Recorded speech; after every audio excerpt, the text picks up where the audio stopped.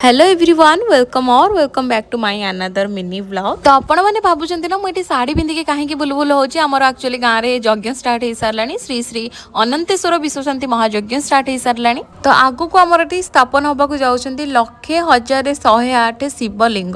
तो मुझे कि फोटो देखा सेमती ही मंदिर एक्जाक्ट हम बट टी टाइम लगे हाँपाई। एंड आज यज्ञ स्टार्ट है कहीं आज थी कलश यात्रा आम समस्ते मिसिकी कलश बुड़ेलु।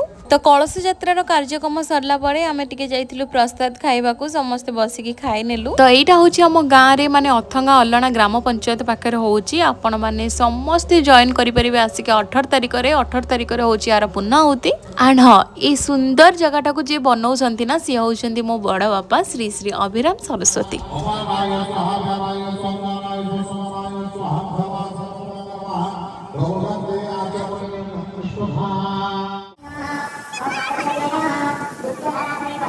एंड ये संध्या टाइम रे भी सबुदिन एवं भजन समारोह होची। आपण माने चाहिए आसपारे संध्या टाइम रे भी एंजॉय करि परिबे। बहुत बढ़िया लागिवो, बहुत सुंदर लागिवो।